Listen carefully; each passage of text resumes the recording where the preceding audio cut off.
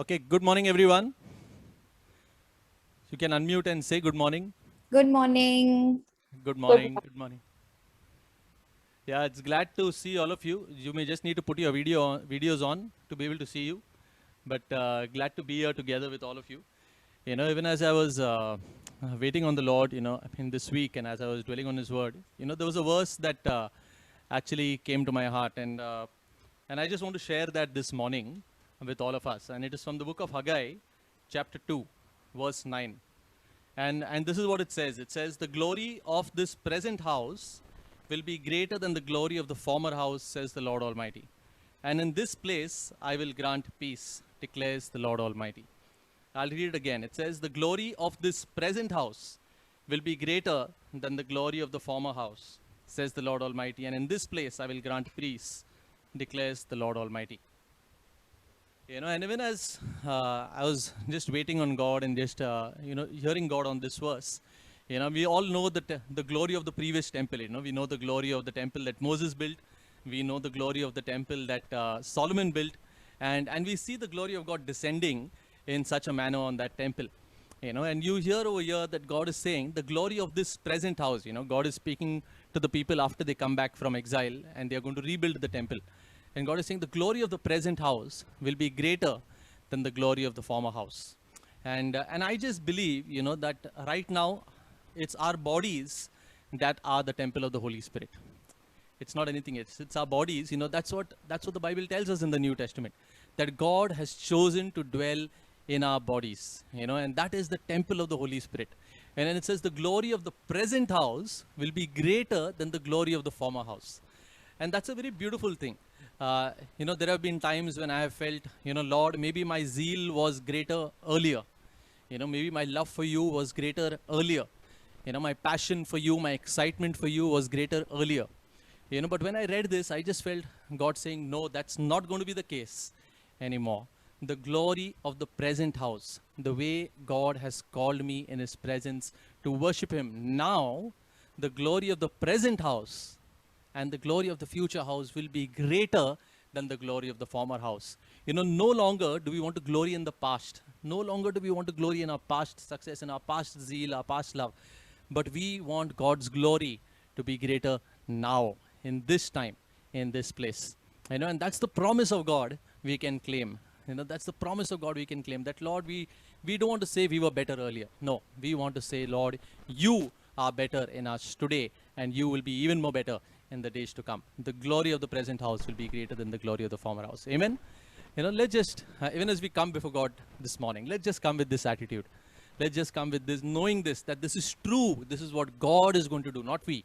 This is what God is going to do in our lives. And so let's go with that assurance, into God's presence, to worship Him, to lift our hands, to sing before Him and say, Lord, you be glorified. You be glorified like never before. You be glorified like never before. Yes, Lord, we come into your presence this morning. Oh, Lord, and we say that nothing can match your glory. Nothing. Oh, Lord, we know that your glory is an ever-increasing glory. That your name, oh Lord, is going to be praised for all eternity in greater measure, oh Lord. And we just ask, oh Lord, that even as the increase of your government shall know no end, oh Lord, we pray the increase of your praise in our hearts, in our bodies, in this temple will keep on increasing, oh Lord. And we pray that you be glorified. You be glorified, oh Lord. You be glorified in our midst. In Jesus' name we pray. Amen. With that, I just want to hand this time over to Pallavi to lead us into worship. So once again, good morning, everyone. And I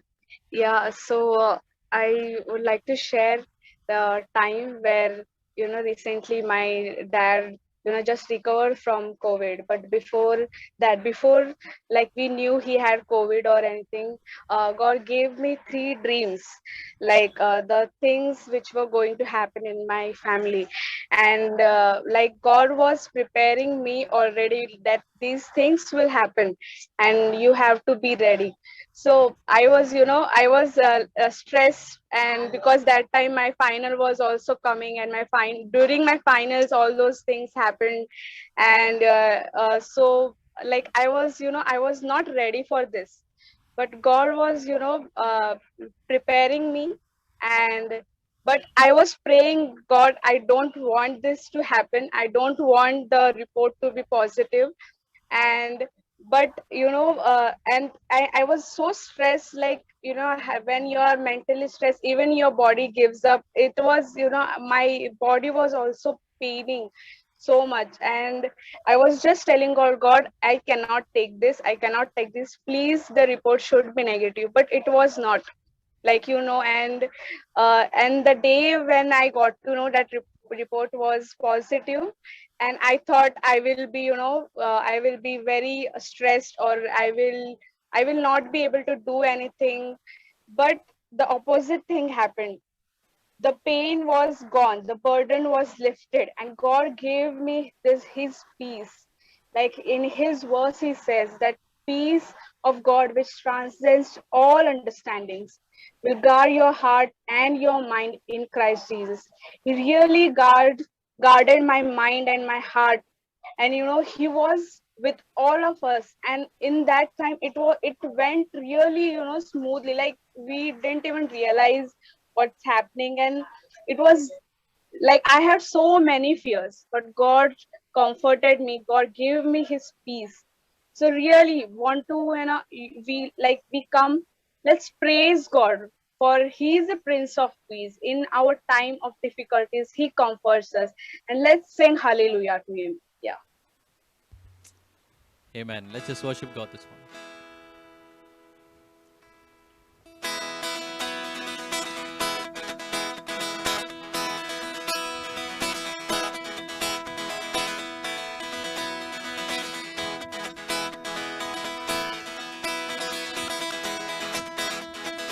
यीशु ने हमें छुड़ाया है पाप के जाल से, यीशु ने हमें बचाया है शैतान के चाल से, यीशु ने हमें छुड़ाया है पाप के जाल से, यीशु ने हमें बचाया है शैतान के चाल से।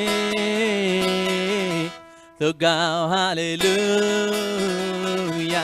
तो गाओ हालेलुया, तो गाओ हालेलुया, तो गाओ हालेलुया।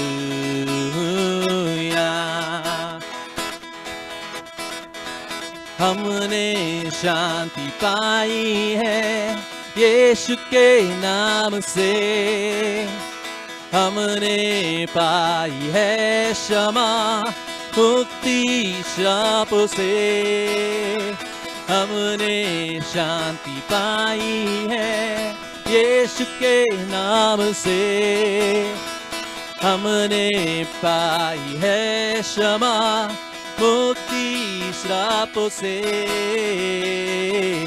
तो गाओ हालेलुया, तो गाओ हालेलुया, तो गाओ हालेलुया,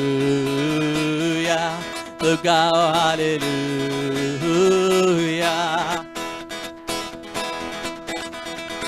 अब हम ना डरेंगे, यीशु जो साथ है, शैतान से हम लड़ेंगे यीशु के नाम से। अब हम ना डरेंगे, यीशु जो साथ है, शैतान से हम लड़ेंगे यीशु के नाम से। तो गाओ हालेलुया, तो गाओ हालेलुया, तो गाओ हालेलुया, तो गाओ हालेलुया, तो गाओ हालेलुया, तो गाओ हालेलुया, तो गाओ हालेलुया, तो गाओ हालेलुया।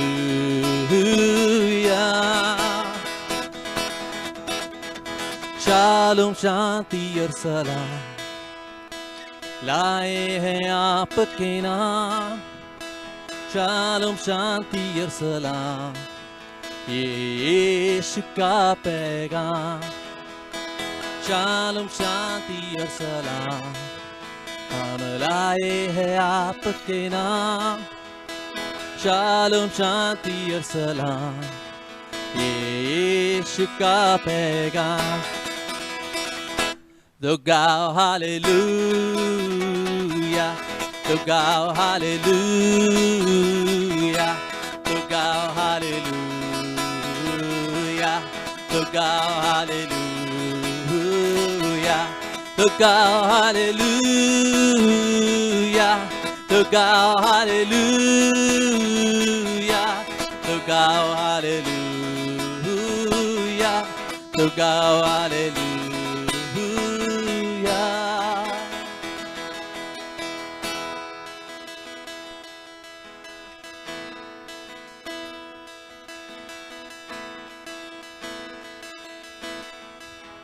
हाँ पिता परमेश्वर, shalom Shanti.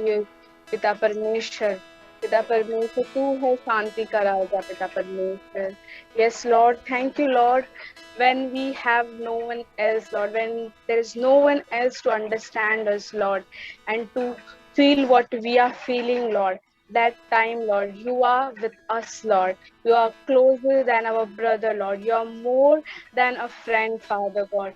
Really Lord, we want to thank you Lord, and we want to praise you Father, for always being so good to us Lord, for always being so close to us Lord, and giving us peace Lord. We do not deserve this Lord, we do not deserve your love Father, but Lord, you never forsake us Lord, you never forsake us Lord. Why don't one or two of us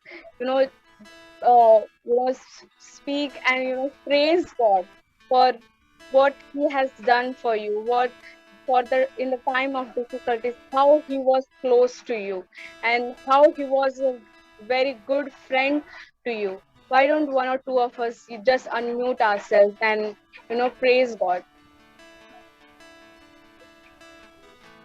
Yes, Lord Jesus, Lord, we want to thank you, oh God, Lord, when we were still stuck in our own sins, oh God, Lord, when we were still, Lord, bondages to sin, oh God, Lord, you were the one who stepped down from glory, oh God, and Lord, you died on that cross, oh Lord Jesus. Thank you, oh God, for being that God who didn't just direct his people from heaven, oh God, but who stepped down into his people's mess, O God, Lord, being that King, O God, King enthroned in glory, O God, Lord, you still stepped down into our messes, O God, Lord, into our mess, Lord, and Lord, you pulled us out of our mess, out of the dirt, out of the filth that we were, Lord, and Lord, you give us, Lord, you made us co-heirs with Christ, O God, Jesus. Thank you, O God, that today also, O God, Lord, you do not stay far away from us, Lord, but Lord, you are the God who still walks with us in our problems, who is the God who holds us in his arms when we go through the waters of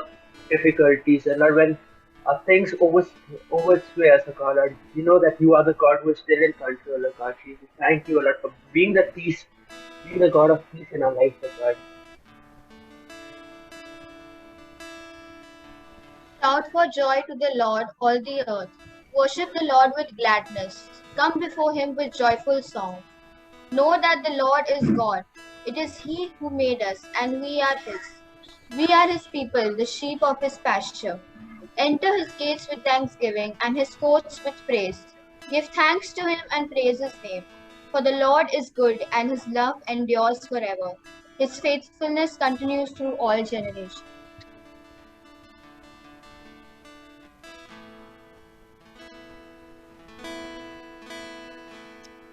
Yes, Lord. Thank you, Lord.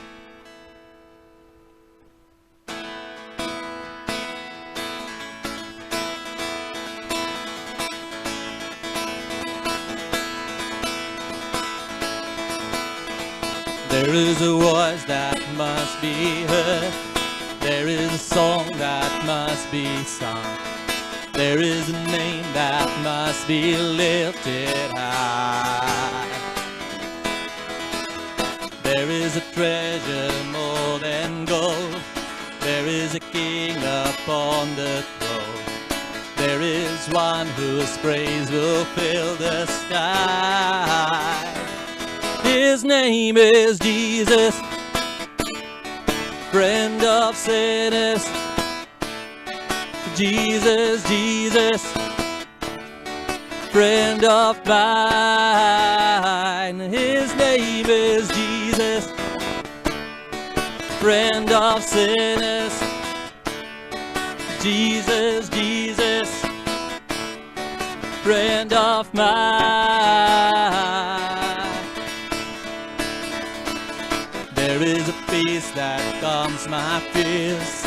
There is a love stronger than death. There is a hope that goes beyond the grave.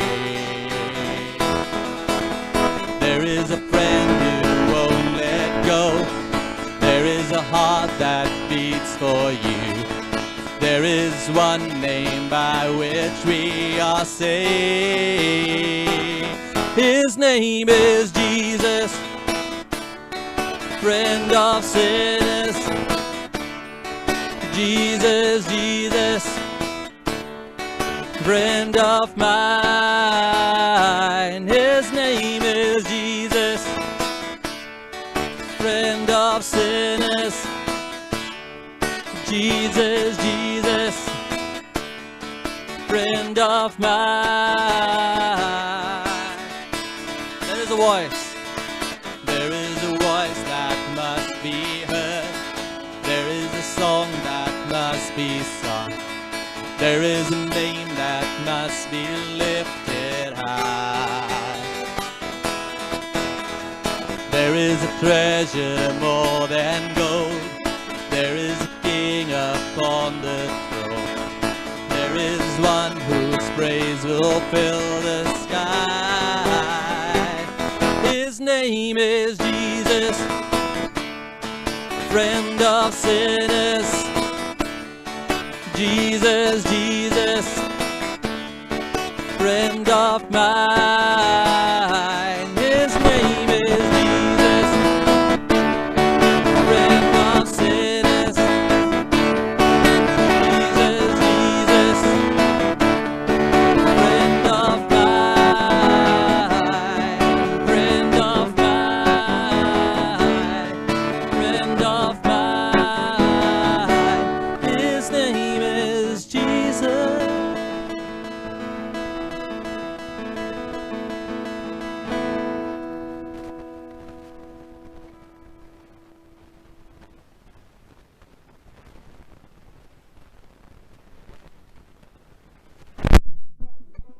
Yes, Lord. You are a friend, Father. You are a friend in our troubles, Lord. You are a God who never leaves us, Lord. You never, you allow us to go through the difficulties so that we could know that you are with us, Lord. We want to thank you, Lord. We want to thank you, Father, for being with us, being with our family, Lord. We want to praise you. We want to declare that, Lord, there is no one like you, Father. There is no other name like Jesus, because you are the one on most high. We want to thank you, want to praise you, want to adore you, Lord. We want to sing hallelujah to you, because you deserve all glory and honor, Father. Bless your name. Bless your name, Father. Yes, Lord, we praise you this morning. Thank you, Lord, that you are a true friend of mine, an everlasting friend. Lord, you walk with us always, my Father. Your presence goes with us always, O Father. Lord, you're a friend in whom we can trust any moment of our life, Father. We can pour out our hearts to you, Father. You're always present for us, O God, Lord, to listen to our cries, O Father. Lord, you are the friend who walks with us even when we are in the storm. Even when we walk through the valleys of death, O God, you are with us, O Father. Lord, this morning I want to praise you and exalt your name on high. Praise you, Lord, for the wonderful acts that you do, the powers of Father that is displayed, O God. And Lord, truly all glory belongs to you, O Father. We praise you, Lord. We praise your name and lift your name, Lord Jesus. There is no other name, O Father, which can come any closer to yours, O Father, Lord. Lord Jesus, we bless your name, we lift your name, we exalt you, you the King of Kings, the Lord of Lords, majestic God, O Father, wonderful friend, a Savior, a Redeemer, a Healer, O Father, Lord. We thank you, God, and bless your name this morning. Hallelujah. Hallelujah.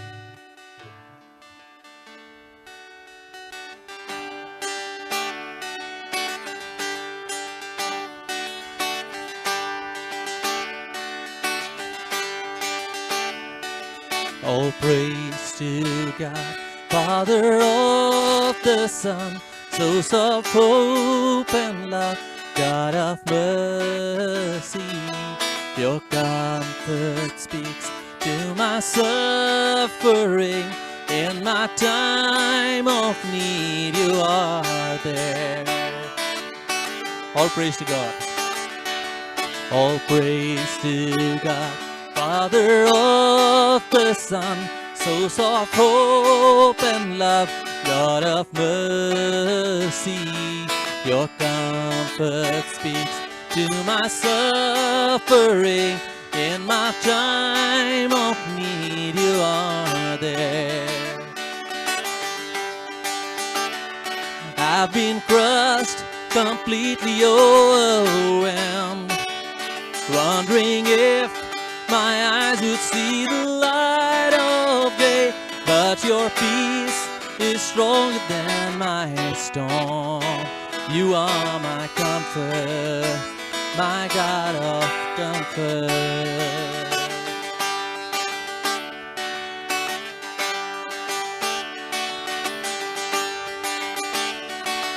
And on this road, as I wear your name, should it bring me shame, give me strength to stand, to comfort those in a world of need. Let my hands and feet show Christ. And on this road, as I wear your name, should it bring me shame, give me strength to stand, to comfort those in a world of need. Let my hands and feet show Christ.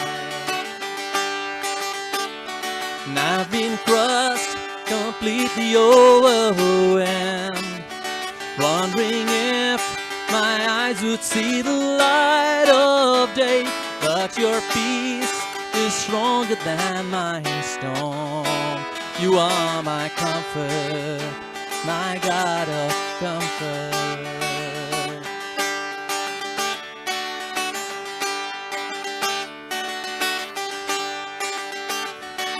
And on that day when I run my race and I see your face shining like the sun, I will run to you, leave my pain behind, no more tears to cry in your arms. I've been crushed, completely overwhelmed, wondering if my eyes would see the light of day. But your peace is stronger than my storm. You are my comfort, my God of comfort. And I've been crushed, completely overwhelmed, wondering if my eyes would see the light of day. But your peace is stronger than my storm. You are my comfort, my God of comfort. You are my comfort, my God of comfort. You are my comfort, my God of comfort.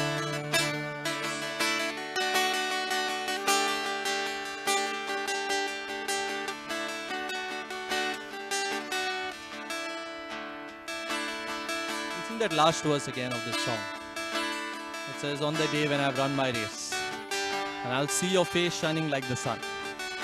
And on that day when we see Jesus, when we see him face to face, we will run to him, leaving our pain behind, because there'll be no pain in his presence. There'll be no tears as we cry in his, as we go to him. There'll be no tears to cry when we are in his arms.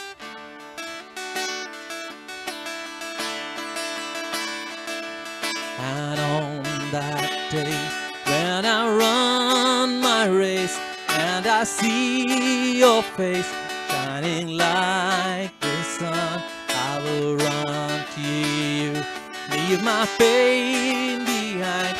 No more tears to cry in your arms. And on that day, when I run my race and I see your face shining like the sun, I will run to you, leave my pain behind. No more tears to cry in your arms. And I've been crushed, completely overwhelmed, wondering if my eyes would see the light of day. But your peace is stronger than the storm. You are my comfort, my God of comfort.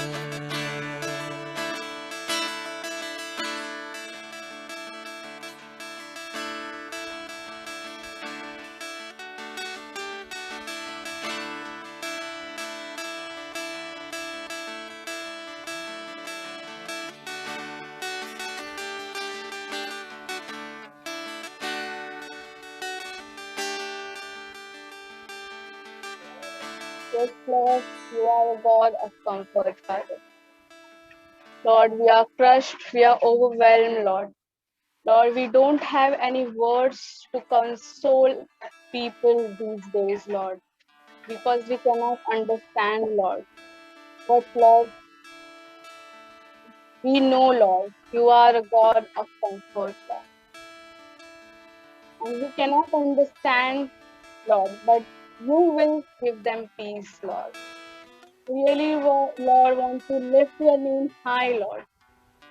That you are comforting people, Lord. When our words fail, Lord, it's only your peace, it's only your comfort, Lord, it's only your presence, Lord, can give them hope, Lord, can make them know that there is someone who understands them, Lord. Really want to thank you, Lord, for being a God of comfort, Lord.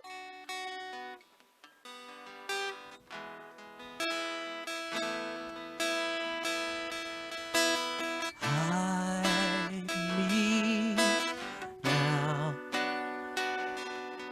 under your wing. Cover me within your mighty hand. When the oceans rise and thunders roar, I will soar with you above the storm. Father, you are king over the flood. I will be still, know you are God.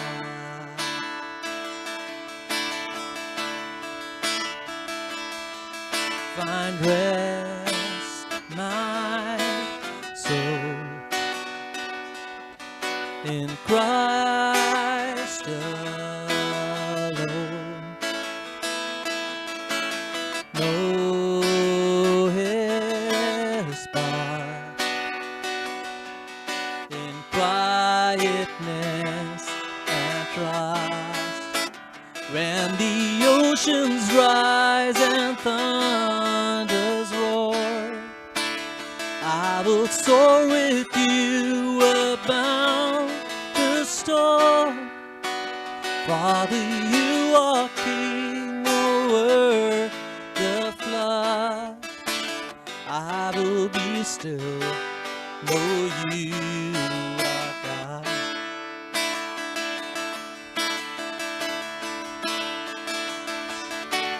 Hide me now under your wings. Cover me within your mighty hand.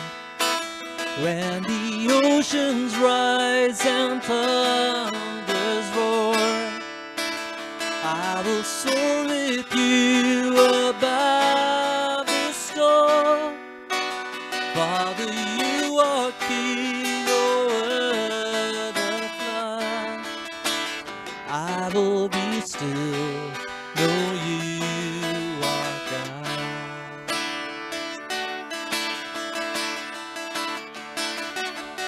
Find rest, my soul, in Christ alone. Know His power in quietness and quiet.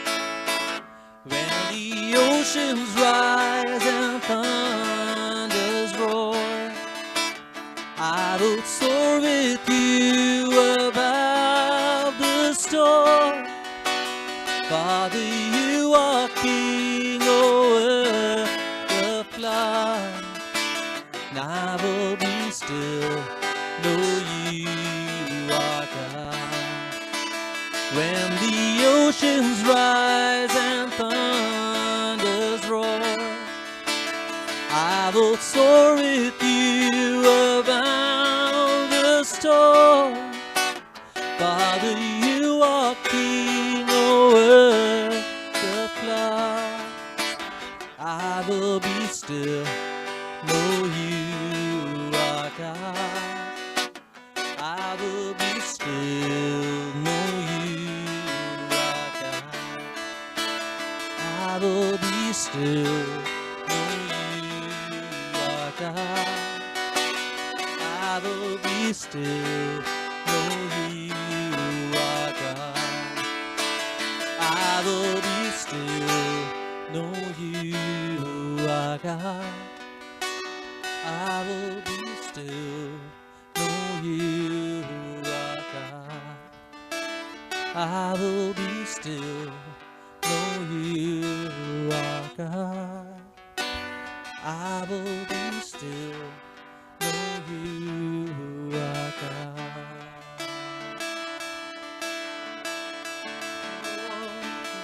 Lord,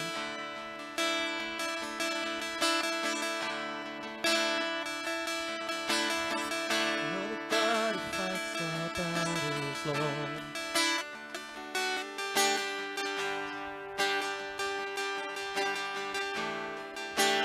Yes, you watch over us,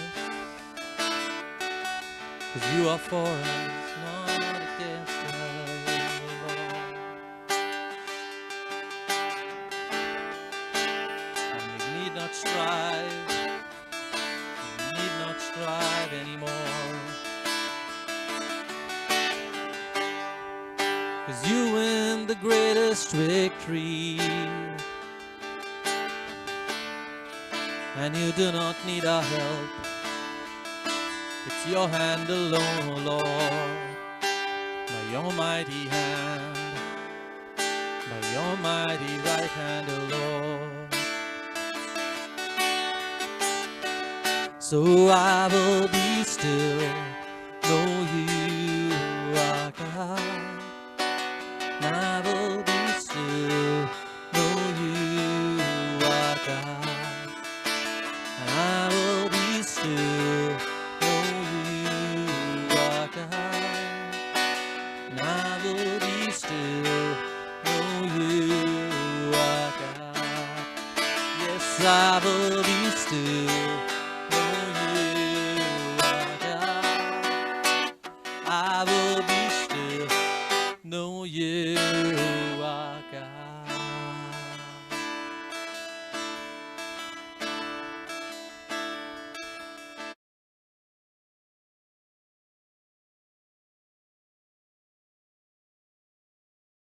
Great. So happy to be here. I think Rahul got it right. We first met in, it was in Igatpuri 2006. It was the latter end of the year, and I'll tell you why I remember that is because this whole joke that Rahul made about the song, it's not a joke, it is true. It was a song that Rahul composed, and it was a song called Prabhu Teri Puja Main Karu. You know, I'm pretty sure Rahul does not remember that. But that's our first meeting. Okay, I also remember that when I left Bombay, I was in Andheri. When Esther and I left Andheri, the Sunday which our church commissioned us, Rahul was there. And just 2 weeks after that, when we had moved to Pune and when we had our first Bible study, it was Rahul who conducted our first Bible study in Pune. But more than that, more than my friendship with Rahul and Anu and Misha, I'm also thankful that through them we're able to get to meet with each of us, each of you, and I want to thank for that. Just want to quickly share. This is my family. It's a photo of my family. That's my wife Esther, my daughter Arya. As you can see, she's the only one who's law abiding and wearing the mask. But then I also realized that this meeting is recorded, so let me just say, Esther and I removed the mask only for the photo. And we honestly miss times where we could be with people physically. This virtual life is getting each of us saturated, especially my daughter. I want to move quickly into the study for today. We're looking at 1 Samuel, and we're looking at 1 Samuel 20, and the passage given to me is 1 Samuel 20. I'm going to request if one of us can read. It is a pretty well drawn out chapter. It's 40 plus verses. It's going to take some time. Can I just request if one of you could unmute and read it for us, and then after we read, we'll kind of unwrap it. I'll read. 1 Samuel 20. Then David fled from Naoth at Ramah and went to Jonathan and asked, "What have I done? What is my crime? How have I wronged your father that he is trying to kill me?" "Never," Jonathan replied. "You are not going to die. Look, my father doesn't do anything, great or small, without letting me know. Why would he hide this from me? It isn't so." But David took an oath and said, "Your father knows very well that I have found favor in your eyes." And he has said to himself, "Jonathan must not know this, or he will be grieved. Yet as surely as the Lord lives and as you live, there is only a step between me and death." Jonathan said to David, "Whatever you want me to do, I'll do for you." So David said, "Look, tomorrow is the new moon feast, and I am supposed to dine with the king. But let me go and hide in the field until the evening of the day after tomorrow. If your father misses me at all, tell him, 'David earnestly asked my permission to hurry to Bethlehem, his hometown, because an annual sacrifice is being made there for his whole clan.' If he says, 'Very well,' then your servant is safe. But if he loses his temper, you can be sure that he is determined to harm me.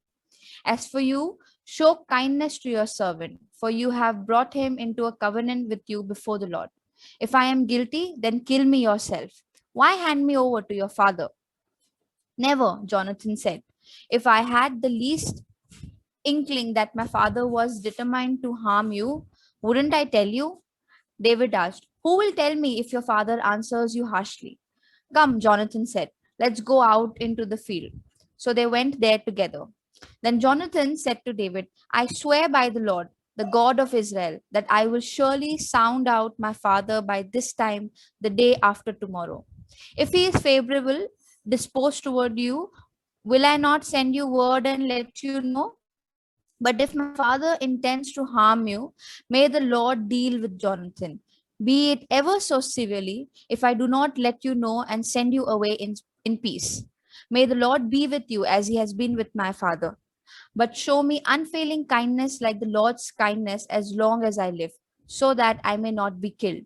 And do not ever cut off your kindness from my family, not even when the Lord has cut off every one of David's enemies from the face of the earth."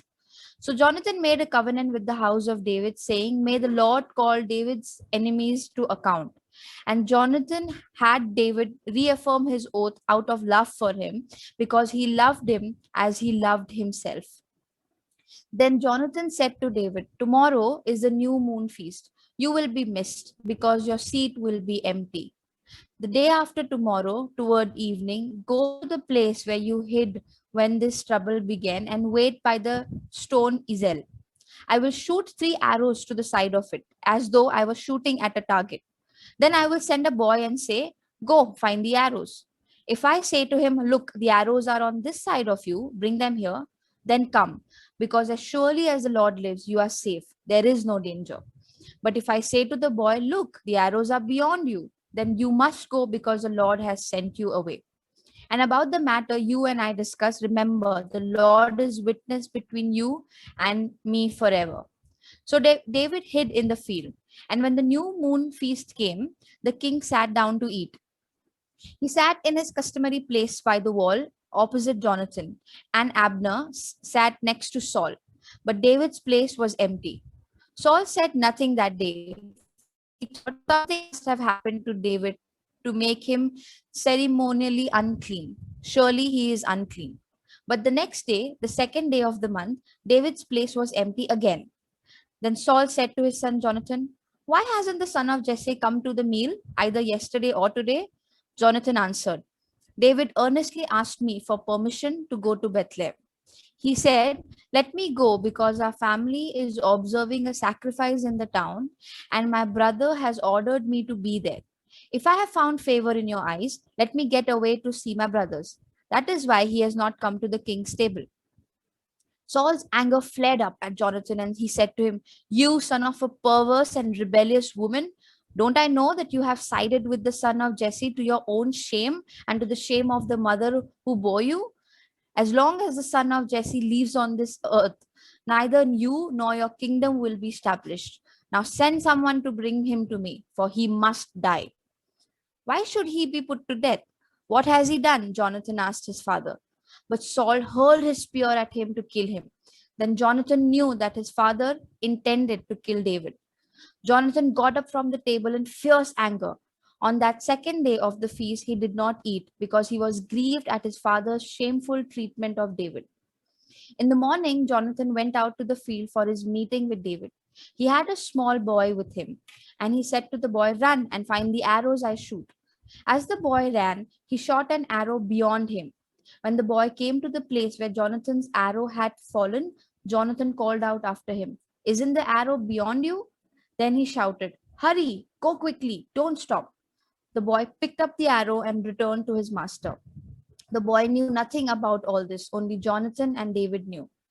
Then Jonathan gave his weapons to the boy and said, Go, carry them back to town. After the boy had gone, David got up from the south side of the stone and bowed down before Jonathan 3 times with his face to the ground. Then they kissed each other and wept together, but David wept the most.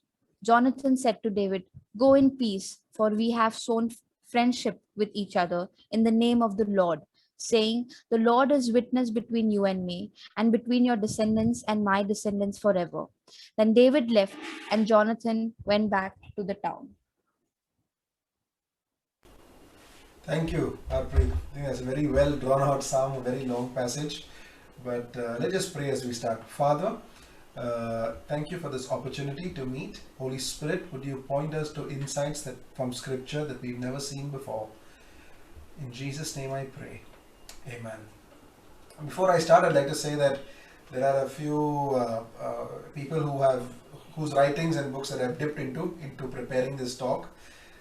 Tim Chester is one of them, David Paulison, Tim Keller, John Piper, and actually a friend of mine and me, both of us, we are co-reading a book together by Dane Ortland. So all of this is really from their writings and a little bit of my experiences. I personally feel that this particular passage that we just read, while Jonathan does say, for we have sworn friendship, my personal opinion is that this is not predominantly a story of friendship. And I understand that in the Christian world, whenever they think of friendship with with two males or the same gender, this story is used. But in my study, in my analysis, I think this is not really a story of friendship. Friendship in this context is not the big goal. It's not the overarching objective in this story. Just give me a second.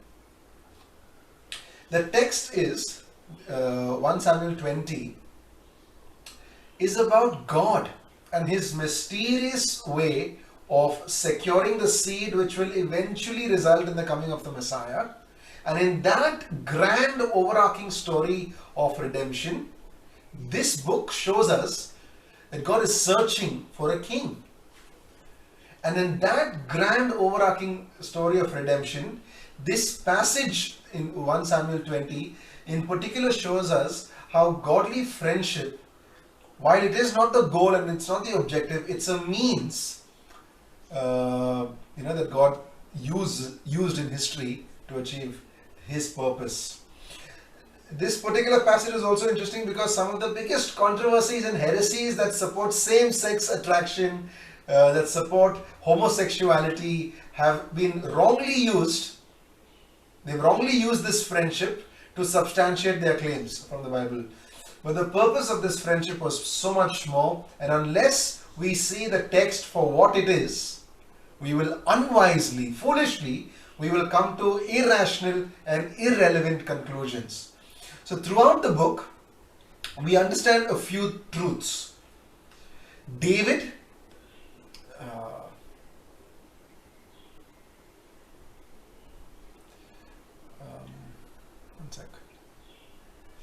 David, the son of Jesse, will ultimately carry the seed for the Messiah king many years later. And in many ways, David is a type of Christ. He's not Christ. He's a pointer to Christ. We get glimpses of David. We get glimpses of Christ in and through the life of David. For example, when you think of how Israel is able to look at David with a hope for liberation after their victory, after his Goliath victory. Just like David was the man in between Israel and Goliath, we are also encouraged to see Jesus as the man in between, the one who mediated for us, winning our battles, not only liberating but also challenging us. He was the man who mediated between God and sin.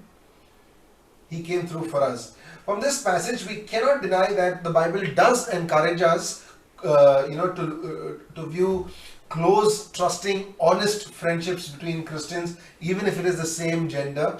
But we are also compelled to think how we can cultivate that kind of friendship.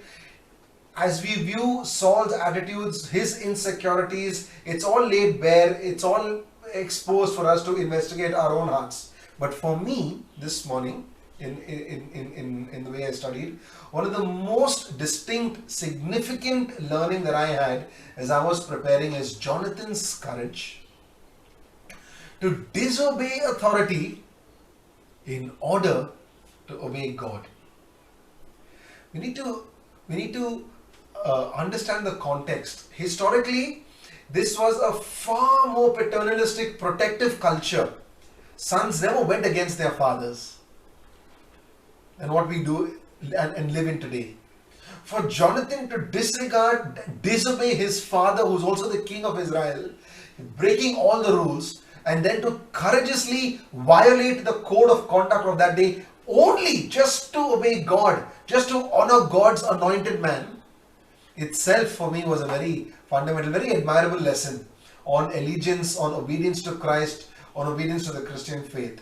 So I'd like to ask us two chat box questions, okay, and you can reply on the chat box. The first question is, Jonathan had to take sides, okay, he had to take sides between his father and David. When you think of having to take sides, what emotions begin to emerge in your heart? Okay, you're taking sides between something that was, so for Jonathan to side with his father was very straightforward, it was uncomplicated, no effort, no pain, no nothing. Yet, of course, that was not honoring of God. Versus having to take sides with David. That was a troubling side, that's a risky, unsafe, but it was honoring of God. When you and I have got to, think of taking sides, what are the emotions that emerge in our heart? Fear, worry, anxiety, absolutely. Anyone else?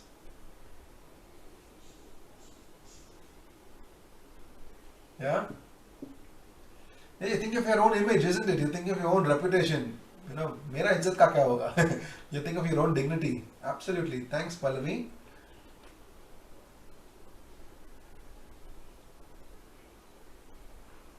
Okay.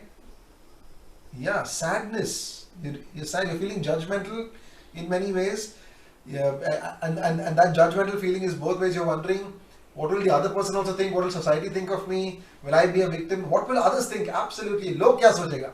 What will others think? That is like the biggest dilemma, isn't it? Confusion. We're constantly confused. We're tensed. We're tensed.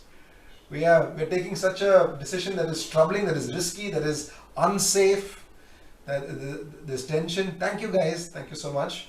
The second question that I have is, in order to make a decision that honors God, in order to make a decision, however complicating it is, however painful it is, however risky it is, however unsafe it is, however not straightforward it is, in order to make a decision that honors God, what do you think we need?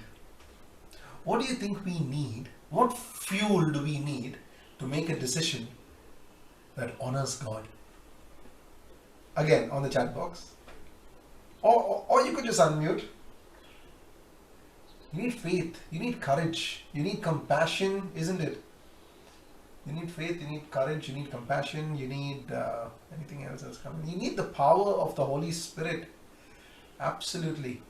You need the power of the Holy Spirit. You need to be mature. You need to have some level of maturity. Right? Yeah. In addition to all of that, I was thinking, you also need to have perspective. Am I just being a slave to somebody? You need obedience. Thanks, Rahul Loku. You need obedience. Absolutely. Right? Great. Let's go ahead. We reach this time in chapter 20 where it's an uncertain time. Why is it uncertain? David himself, there was uncertainty surrounding David. Does he really have a place in the royal court? It comes head to head in chapter 20. It comes to light. Saul's attitude to David is hardening by the day. David must now decide, is it safe for him to stay or should he go away? It seems initially that even Jonathan does not know how much his father hates David. Jonathan says, no, that's not the case. Even Jonathan is actually blind to the extent, to the degree of the hatred that Saul has towards David. So between them, David and Jonathan come up with this plan to reveal Saul's intention. There was a festival, this new moon festival is coming. It meant members of the royal court were expected to attend. So they decided that David will deliberately be away from it. He'll be absent. If Saul accepts his absence, it will show that Saul is not angry. But if he gets angry, it reveals that David is now a threat. It's confirmed. Now, whether this plan was for David's benefit or for Jonathan's benefit, we don't know. Perhaps it's a bit of both. But what we do know in verses 8 and 9 of what we read, David is inviting Jonathan to personally kill him if he's guilty of fraud, or if he's guilty of treachery. David is inviting Jonathan to kill him. He's saying, why do you want to wait for my father? You kill me if you think I've done something wrong. But how will David know what Saul's reaction is? So he sends these two men out in the field to escape being overheard. There Jonathan asks David to make a covenant with him, and I understand that you have probably even read it in the previous chapters, in chapter 18 of this covenant. He commits to doing all that he has promised, to protecting David. He asks David to commit with him this same kind of kindness, and then they work out the details of how word will come to David. What is evident and what is true, what are the things that we know is David is on the run. David is on the run from Saul, and the first place he goes is the home of Saul's son Jonathan. It's an extraordinary move, but David can do that because David trusts Jonathan based on the covenant that they made in the previous chapters. And then in this chapter, says, as for you, Jonathan says, show kindness to your servant, for you have brought him into a covenant with you before the Lord. This word kindness is the Hebrew word hesed. You don't have to go to the details, but it's a word that means, it's not just love and kindness, it's a word that also means loyalty and faithfulness. There is no English word that completely gives out its full meaning. The closest the English language comes to this word kindness is a word that's steady love, steadfast love. It's the same word that was used by in the book of Ruth to describe her love and commitment, hesed. So this was a love. It was kindness, it was love, it was kindness, it was compassion, but it was undergirded with a commitment to their covenant. There was loyalty involved, there was faithfulness involved.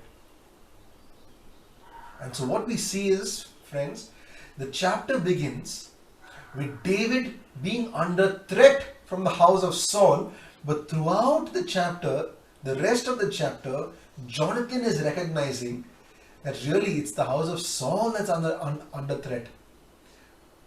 He sees that it is God's will that David will one day become king and triumph over his enemies, he says in verse 15. That is why he is making David promise that when that time comes, you spare me, spare my descendants. It begins with David being under threat, but throughout the chapter, Jonathan realizes it's the house of Saul that's under threat. If he does not remember the covenant, if he is not committed to loyalty and faithfulness, Jonathan and his descendants will be under threat. And so he sees that. He sees that. I'm going to just go to this part in chapter 20 where David says, actually Jonathan tells the King Saul, when King asks, where is David? He says, David told me, if I have found favor in your eyes, let me go to my brothers. That's in verse 29. Now this word, let me go, is not the English way of understanding let me go, give me permission to go. In the Hebrew, it's translated as the word escape. In other words, let me escape, let me run for my life. The real reasons for David's absence is right there in Jonathan's excuse to the King Saul. Saul's response leaves no room for doubt. Saul's anger flares up. We are told, you're a son of a perverse and rebellious woman. He's telling his own son that. Don't I know that you've sided with son of Jesse to your own shame and the shame of your mother who bore you? And as long as the son of Jesse lives on this earth, he says, neither you nor your kingdom will be established. He's telling his own son that. Send someone to bring him, he must die. Twice King Saul is referring to David as the son of Jesse. It's a phrase that is intended to demean David. And then in his anger, Saul is even calling Jonathan a son of a perverse and rebellious woman. He goes on to say that it's the shame of the mother who bore you. In the ESV, I think Preeti read in the NIV, but in the ESV it says, to the shame of your mother's nakedness. And in the Hebrew text, it's a phrase used in Genesis, it's used in Leviticus, it's used in Ezekiel to demean the shame, to demean someone's genital organs, private parts. What is important for us to realize? It's very unlike a king. It's very unlike a king. Saul is using crude, inelegant, and filthy language as he attacks Jonathan, his own son. And all of this, I've actually shared all of this to come to the main part of the talk today.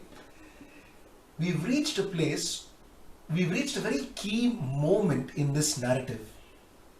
In fact, it's a key moment in the entire book of 1 Samuel. This is the point where Jonathan must choose. In fact, I think in many ways, this portion in 1 Samuel 20 fulcrums on this key moment in the entire narrative. Because Jonathan must make a choice. Up till now, whenever there was things between Saul and David, Jonathan was actually able to mediate. And you all would have studied in the previous chapters. he was able to bring them together. But mediation is also no longer possible. It's a place where Jonathan must choose. So when Saul accuses Jonathan of siding with David, it's a decision time. And as the story unfolds, we see that Jonathan chooses David. To which Saul responds by hurling, his spear at Jonathan. It was done twice, as you all have already studied in the previous chapters. Saul hurled his spear at David twice in the previous chapters. The message is clear. Jonathan is with David. Saul is treating Jonathan just like he treated David earlier. And as promised, Jonathan completes his entire routine of, through archery to let David know that he's in danger. And the text is very clear. It says in verses 41 towards the end of the text, both men part, they are weeping, they don't know if they'll ever meet again. David weeps the most. This chapter ends with Jonathan saying to David, go in peace. So there is peace in their parting. There is peace between Jonathan and David. But friends, what is important for us to understand is this peace has come at the price of hostility between Jonathan and his father Saul.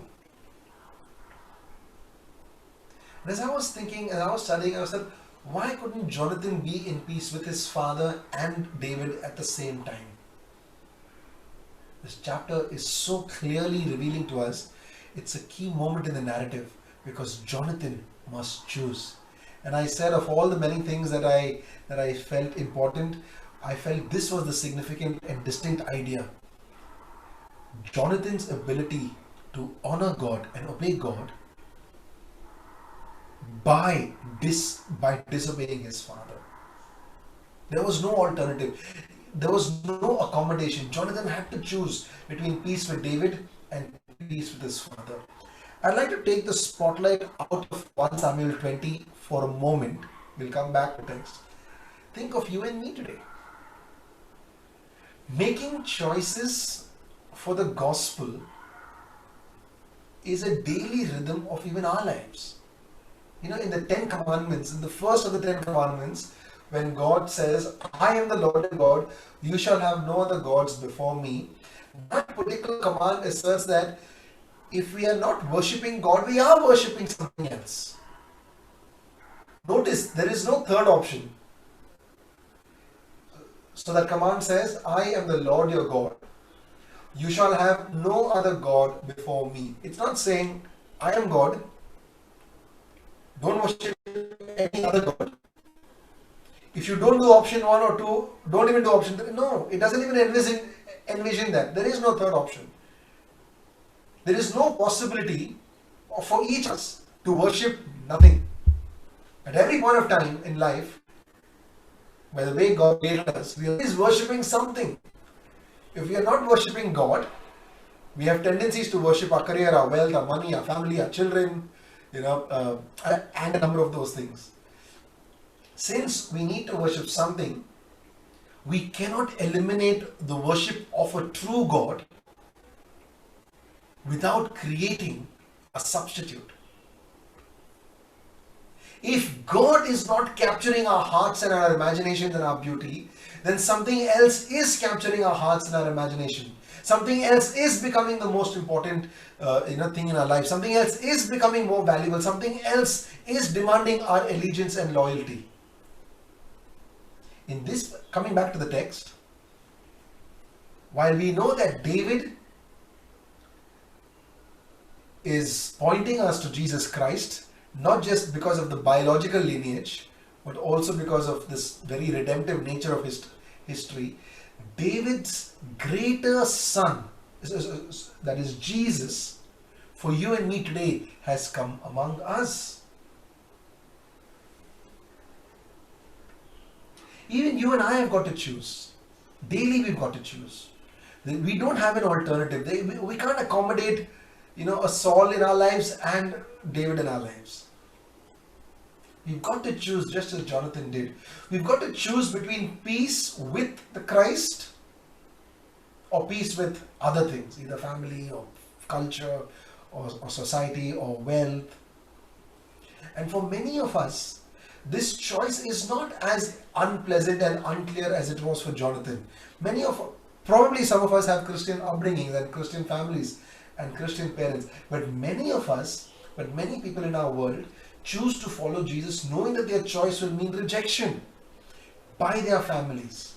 To side with Jesus means siding against families or siding against culture or siding against society. But to side with Jesus, even today, as it meant for Jonathan, even today, siding with Jesus will always mean difficult decisions. And there's no way to sugarcoat this theological truth. There's no way. There's no way to comfort and cushion this truth. Siding with Jesus at some point in our lives, and I'm sure many of you would have already had those experiences, will always involve some difficult decisions. We are repeatedly told that Saul is afraid of David. His murderous intent is clear to all. In contrast, Jonathan is one with David. He is one in spirit with David. In fact, the verse says in chapter 18, in the previous chapter, he loved him as himself. He is standing in the gap. He is interceding for David. He is even willing to betray his own father just to save David. Jonathan's loyalty to David ultimately ends in a disloyalty towards his father. Friends, many people, this relationship between David and Jonathan is often taken as a model of friendship, and it is a model of friendship. But more than that, it's a model of discipleship. Jonathan loves David as a friend, he loves David as a brother, but he is also recognizing him as a king. This is not just a study of friendship. It's showing us a model of what Christian discipleship looks like. Saul is rejected as king in 1 Samuel 13. Immediately, Jonathan is able to replace Samuel in chapter 14. Jonathan is able to prove himself as a worthy successor. But even before he's introduced, he's ruled out because his father sinned. And when Samuel comes to him. So this gives great significance to how Jonathan and David are even bonded. Jonathan takes off his robe in the previous chapter that he was wearing. He gives it to David along with his tunic and his sword and his bow and his belt. Jonathan is not just sharing his coat with David because he is cold. No, there is a political significance in this. So in the previous chapters, when Saul was rejected as king, he grabbed at Samuel's robe and tore it. In response, this is what Samuel said: "The Lord has torn the kingdom of Israel from you today and has given it to one of your neighbors." That's what Samuel tells Saul. He's given it to one who is better than you. So when Jonathan is giving this robe to David, you know what Jonathan is doing? Jonathan is giving him the kingdom of Israel. Jonathan is taking off his right to be king and handing it to David. Imagine a prince giving someone his crown, his robe, his sword, and his scepter. Do you even suppose what's happening? Can we even imagine what's happening? You know what's really happening? Jonathan is recognizing that David will be the next king. Jonathan recognizes that David will be the savior and redeemer of the people of God in Israel. Jonathan is recognizing that David is God's anointed one. But he's also recognizing that he himself is none of those things. This is not just a story of friendship. It's a model of Christian discipleship. In the later chapters, as you all will study, you will realize when Jonathan says, "Don't be afraid, my father will not lay a hand on you. You shall be king," Jonathan tells David, "over Israel, and I will be second to you. Even my father Saul knows that." But here's the wonderful irony of the whole thing. Jonathan is not just teaching us how to be a good friend. When he takes off his robe, Jonathan is teaching each of us how to be a real follower of Jesus Christ. How to be a true disciple of the message of the gospel.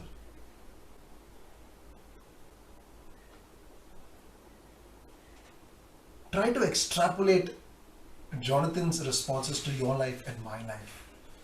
Like Jonathan, even you and me are called to give up our pretended rights of reigning and ruling. Inasmuch Jonathan handed over the rights of authority to David, you and I are to acclaim David's descendant, that is Jesus. Jesus is our king. You and I are encouraged to bind our future and leave all control and give control to Christ, our king. Jonathan recognizes David is God's appointed king, and he's willing to give his robe, he's willing to lay off those rights. Just like I can think of John the Baptist when he says he accepted his younger cousin. Jesus was his younger cousin, isn't it? And he says, no, he must become greater, I must become less. And in doing that, this act of surrender, even for you and me today, this act of surrender, this act of submission is a way we gain a future by being protected under the reign and authority of Jesus Christ. When Jonathan tells David and giving him this robe, giving him the sword, giving him the scepter, he says, protect me and my descendants. In other words, he is recognizing that if he doesn't do that, his own descendants, he and his family, his descendants are under threat. And Jonathan is able to tell David, no, I am willing to come under your authority and find protection under your reign, in your tenure. There were so many interesting things about David and Jonathan that I studied, and one of them was, I often thought that David and Jonathan, were of the same age, but they weren't of the same age. Jonathan was way senior than David.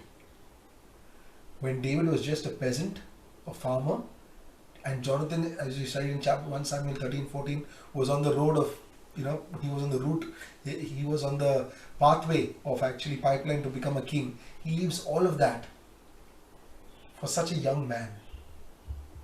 Okay, but by this very act of surrender and submission, even he is able to acknowledge that his future is under the protection of David, who is the anointed of God.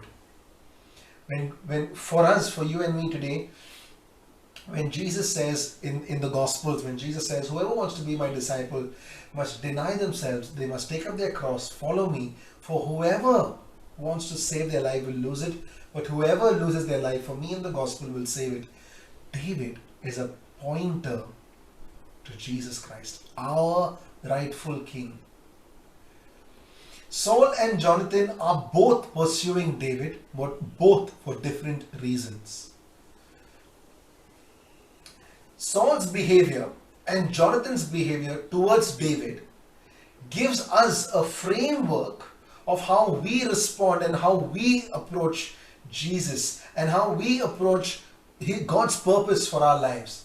The question as I was preparing is, am I responding to Jesus and God's purpose for my life like Saul, like the framework of a Saul behavior pattern, or one of Jonathan? Saul is determined to cling to power. Even though power is slipping off his hands, history records that, he is unable to see that his orders are executed. He is not able to come to terms with the fact that somebody else will be anointed. He's disregarding God's anointed plan and purpose for the tenure, for the sake of Israel. And I found myself asking, am I clinging to that kind of control? Am I so determined that I want to be in charge of my life? I don't want God to tell me how he should, rule me. I need to tell God, in this time, this is what you must do in my life. I want my decisions to be free from his interference. Or am I like Jonathan? Jonathan is graciously acknowledging the authority, reign, and even the decision that God has for the life of David. He is willing to give away any claim of authority over to his future. He's content to be under the reign of David. He's content to be loyal to David. He's entrusting his future to the purpose of God, that is David is king. And I'm asking myself, am I content for Jesus to be the Lord of my life? I know I've been a Christian for so many years. I know I've been a church leader for so many years, and I still can struggle with allowing Jesus to be the head of my home, to be the head of my life. I struggle to bring every area of my life under submission of Jesus Christ. The decisions that I make sometimes are so motivated selfishly. I can sugarcoat it and cover it up by saying I want to do godly things. In reality, I'm just serving myself. As I begin to wrap up today's talk, I'd like you and me to think of something. What we read of in 1 Samuel 20 between Jonathan and David and of course Saul, Jonathan's commitment to David, as you and I read it today in the 21st century, is very inspiring, it's very admirable. But it's only that. Jonathan responding to David in obedience and honoring God, Jonathan's step of faith does not redeem us. It means, apart from being inspired by Jonathan's life, it leaves us, that's not the reason you and I have hope. Today, for us, the risen Christ is King. And even we must decide what's the shape of our commitment to Christ, our risen King today. We will either love Jesus or we will love a substitute. But ultimately there's a choice that both you and I have to make. And at that choice there cannot be a compromise. Something will be more precious to us. And when that thing is threatened, we get angry. We will bind our future to it. We will give authority. One of the two. There is only one that deserves the position of being our ruler. God has already chosen who that is. Just as much as God already decided David will be king, even though he's not of the seed of the lineage of Saul, God already decided the fate and future of Israel, that David will be king, and from David the seed of the Messiah will come many, many centuries later. Even in our lives today, God has already chosen our true king. And you know who that king is? It's the greater son of David himself, the Messiah, Jesus Christ.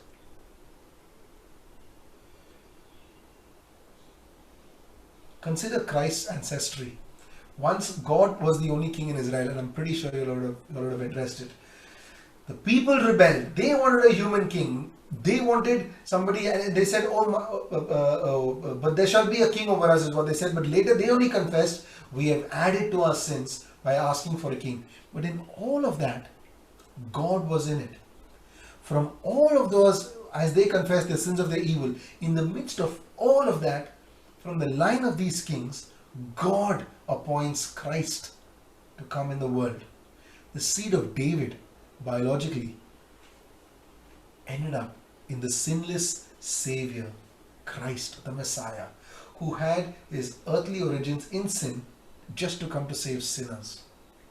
There's so much of the gospel that we get from 1 Samuel 20. And at the heart of all change, gospel change, is this: who do we recognize and put our minds on? David Powlison, he's also very famous in the counseling circles globally. He says there's a most basic question that each of us need to ask ourselves. Has something besides Jesus taken away our trust, loyalty, service, fear and delight?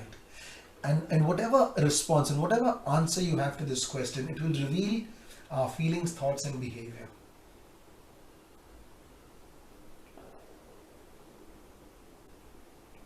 As I close, my final thoughts for today is this: whatever substitute that we have for Christ, whatever substitute, for Jonathan it was his father and King Saul that he had to choose. For many of us, we have substitutes. We need to realize that a Christ substitute may be good, but it's weak. It's finite, it's not absolute. It is nothing compared to Christ himself.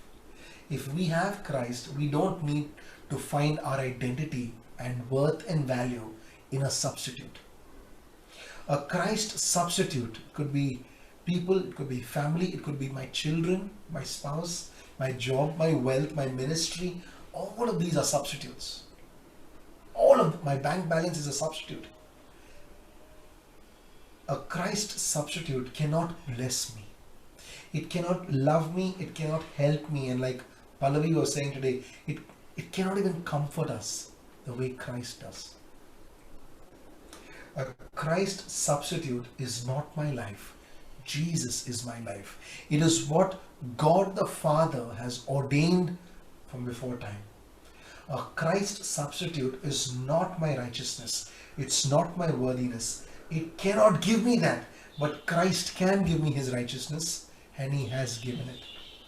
I'd like to close with this quote from Tim Keller. He says this: if you don't live for Jesus, you will live for something else. And that something else, will those things be enough? Will they die for you? And this quote, he leaves us reflecting on this question. I'd like to give a few seconds for us to just ponder on our allegiance, loyalty, obedience to our King today. David is no longer our King. Christ is our King. And Christ being our King was God's plan for us. Just like David being the King of Israel was God's plan for the nation. Christ being our King is God's plan for us.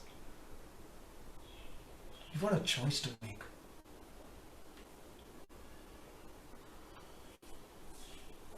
Take a few seconds and just reflecting on all of this, and then I'll close in prayer.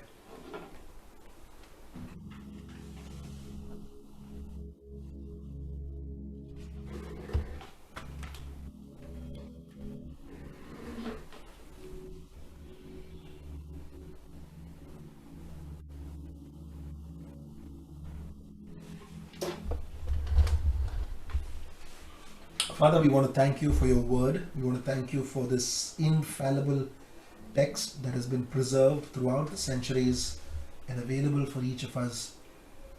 These words that may look and sound so ancient, it's still so true and alive.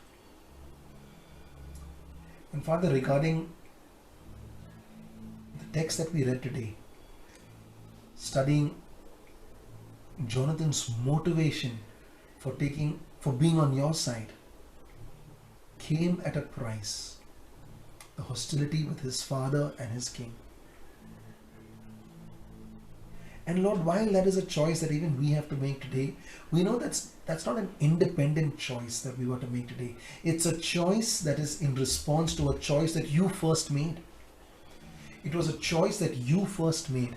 Your word says the only reason we can love is because you loved us first. You chose us, which empowers us and enables us to reflect on the beauty of choosing to live a life where you are our King. And Father, I pray for every one of us here, including myself, as we struggle in our daily lives to submit and surrender to your Lordship and Kingship. May we be illuminated to the benefit that when our lives are under your reign, we are really protected. That's where real protection happens. May we never be the same. In Jesus' name I pray. Amen.